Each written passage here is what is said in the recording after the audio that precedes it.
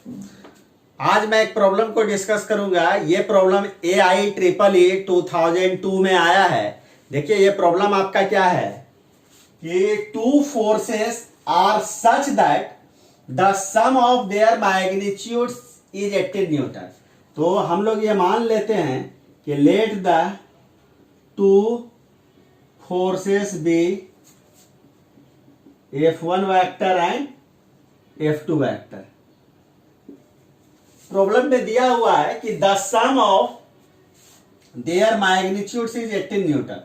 तो F1 vector का magnitude को क्या लिखेगा? Simply F1। F2 वेक्टर का मैग्नीट्यूड को क्या लिखेगा? F2।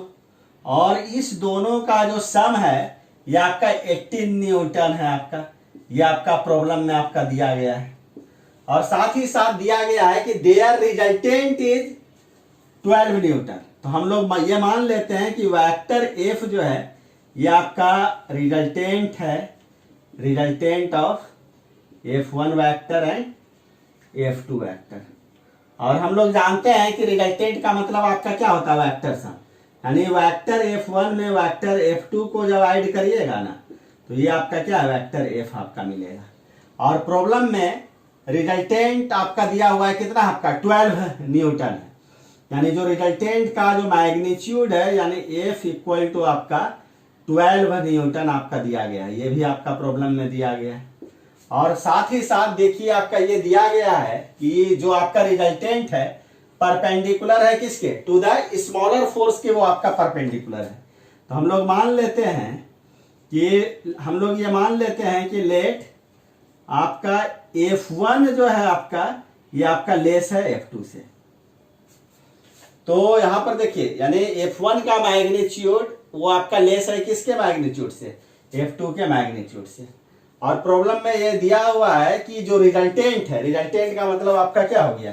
रिजल्टेंट का मतलब आपका वेक्टर F है। ये आपका परपेंडिकुलर है आपका किसके? स्मॉलर फोर्स के। स्मॉलर फोर्स का मतलब हो गया ये आपका F1 वेक्टर के आपका क्या है? परपेंडिकुलर है। ये भी प्रॉब्लम में आपका गिवन है। तो इसी से हम लोगों को कल जो भी आपका इंफॉर्मेशन, एक इंफॉर्मेशन तो ये दिया हुआ है कि बोथ फोर्सेस के मैग्नीट्यूड का सम 18 न्यूटन है। दूसरा इंफॉर्मेशन आपका दिया हुआ है यहां पर बोथ फोर्सेस के रिजल्टेंट का मैग्नीट्यूड आपका 12 न्यूटन है। और थर्ड आपका दिया हुआ है जो आपका स्मॉलर फोर्स है वो आपका परपेंडिकुलर है किस पर? यानी रिजल्टेंट फोर्स पे। यानी कह सकते हैं कि resultant force and smaller force आपका ये दोनों एक दूसरे के आपका क्या है? परपेंडिकुलर है। यानी स्मॉलर फोर्स का मतलब ये हुआ कि जिस फोर्स का मैग्नीट्यूड आपका लेस है। तो देखिए सबसे पहले हम लोग डायग्राम को कंप्लीट करते हैं। तो यहां पर देखिए आपका क्या है कि ये आपका F1 वेक्टर हो गया, नहीं ये आपका F1 हो गया आपका। और ये देखिए ये आपका यही आपका रिजल्टेंट फोर्स है आपका। ये आपका देखिए यही आपका क्या हो गया? यही आपका वेक्टर F हो गया। और ये रिजल्टेंट F1 वेक्टर के साथ कितना एंगल बना रहा है आपका? 90 डिग्री बना रहा है, नहीं। और F2 वेक्टर जो है आपका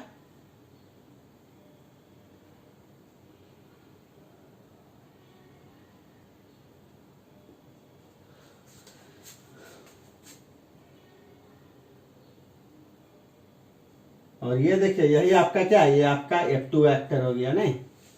तो यहां पर हम लोग मान लेते हैं कि थीटा जो है ये आपका एंगल है, एंगल बिटवीन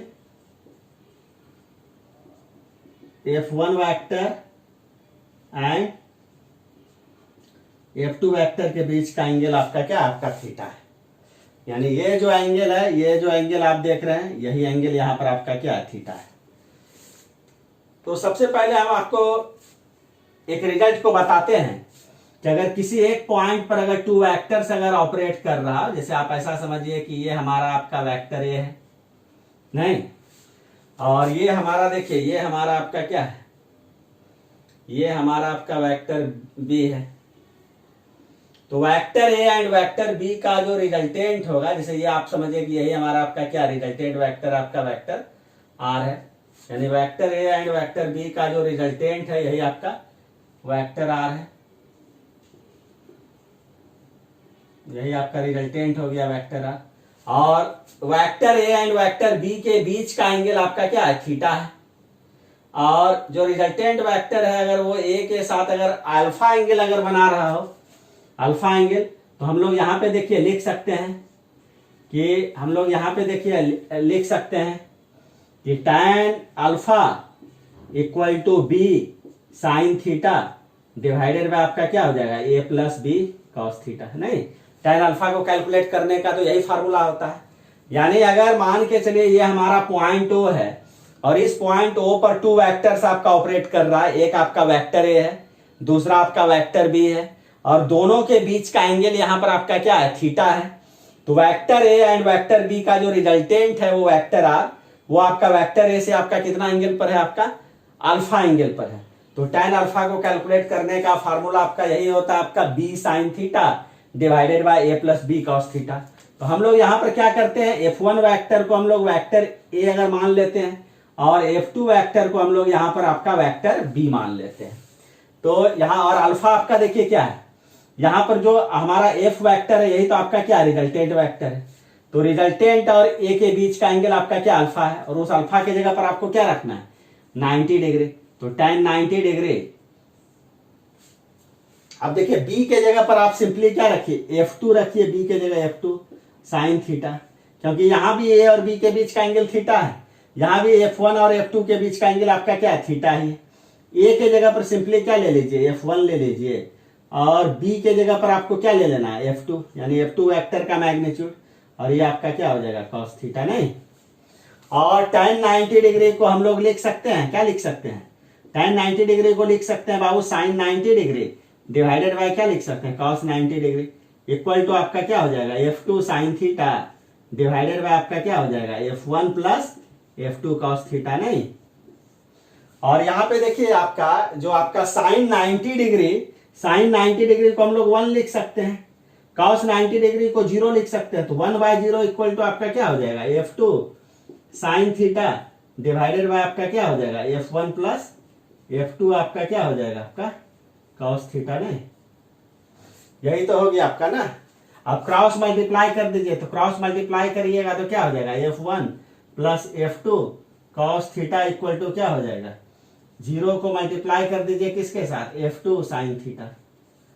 यानी कहने का मतलब यहां पर देखिए आपका क्या हो गया, F1 plus F2 cos theta equal to क्या हो जाएगा, 0, यानी F1 plus F2 cos theta equal to 0 हो गया। नहीं, तो यहां पर देखिए आपका क्या हो जाएगा, F2 cos theta equal to क्या हो जाएगा, F1 को साइड भेजिए तो क्या हो जाएगा, 0 माइनस F1 यानी माइनस F1 हो जाएगा। और यहीं पर हम लोग क्या लिख सकते हैं, कॉस थीटा को क्या लिख सकते हैं, माइनस F1 बाय F2 हम लोग लिख सकते हैं कॉस थीटा को। नहीं, कॉस थीटा को माइनस F1 बाय F2 हम लोग लिख सकते हैं। तो यहां से देखिए आपका क्या हो जाएगा, कॉस थीटा को हम लोग लिख सकते हैं, और कॉस थीटा को लिख सकते हैं, क्या लिख सकते हैं, माइनस F1 बाय F2। तो ये रिजल्ट आपका आगे चल के आपका यूज होगा, यानी कॉस थीटा इक्वल टू हो गया आपका माइनस F1 बाय F2। अब देखिए क्या है कि रिजल्टेंट का मैग्नीट्यूड यहां पर आपका 12 न्यूटन है। नहीं, तो यहां पर चूंकि देखिए प्रॉब्लम में आपका दिया हुआ है कि F1 vector and F2 vector का जो रिजल्टेंट है यही आपका क्या है, वेक्टर F है। नहीं, वेक्टर F आपका F1 और F2 का रिजल्टेंट है। तो रिजल्टेंट के मैग्नीट्यूड को निकालने का क्या फार्मूला हो जाएगा, आपका F1 का स्क्वायर प्लस क्या हो जाएगा, आपका F2 का square plus 2F1 F2 cos theta, क्योंकि F1 वेक्टर और F2 वेक्टर के बीच का एंगल आपका क्या है, थीटा है।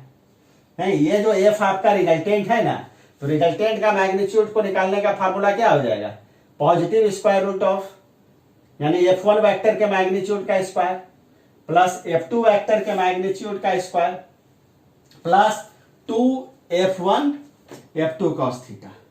तो यहां पर देखिए हम लोग क्या लिख सकते हैं, F इक्वल टू लिख सकते हैं F1 square plus F2 square plus 2F1 F2, और कॉस थीटा की जगह पर आप लिख दीजिए, क्या लिखिएगा बाबू, माइनस F1 बाय आपका क्या हो जाएगा, F2। नहीं, F2 क्या हो जाएगा, कैंसिल आउट हो गया।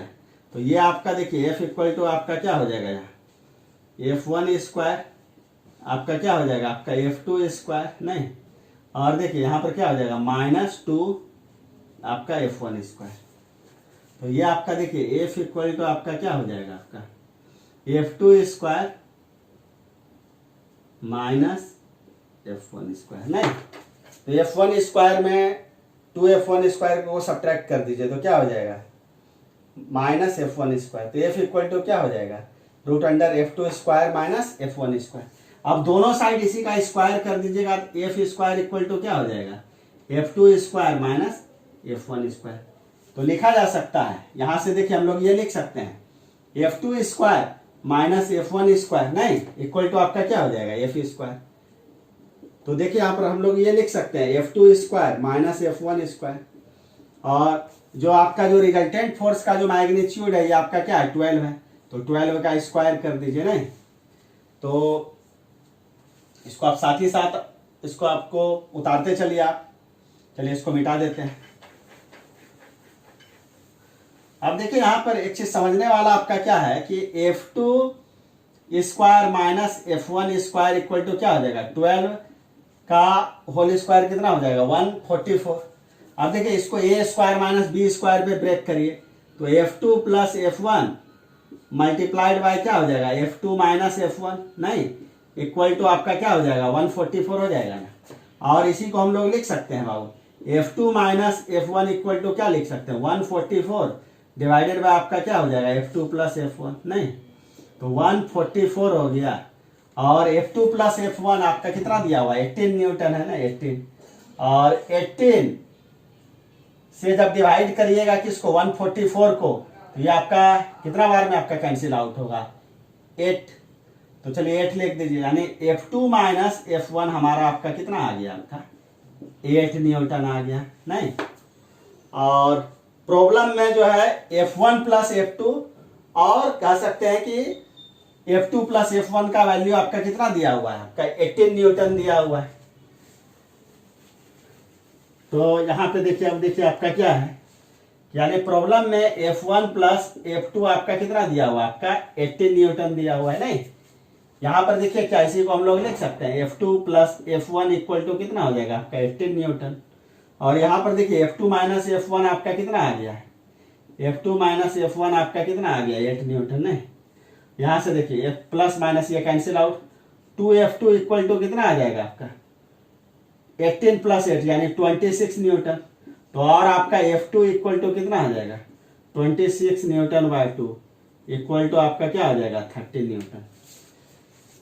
यानी यहां पर देखिए आपका, यहां पर F2 आपका कितना आ गया आपका 13 न्यूटन, और प्रॉब्लम में चूंकि F1 plus F2 equal to आपका कितना 18 न्यूटन है, और यहां से हम लोग लिख सकते हैं F1 equal to 18 Newton minus क्या लिख सकते हैं F2, ये क्या हो जाएगा 18 न्यूटन, F2 की जगह क्या लिखिएगा 13 न्यूटन। तो ये आपका 18 न्यूटन में 13 न्यूटन गया तो क्या हो गया आपका 5 न्यूटन हो गया। यानी F1 हमारा कितना आ गया है, देखिए F1 हमारा आपका 5 न्यूटन आ गया, और साथ ही साथ आपका F2 आपका कितना आ गया आपका 13 न्यूटन आ गया, नहीं।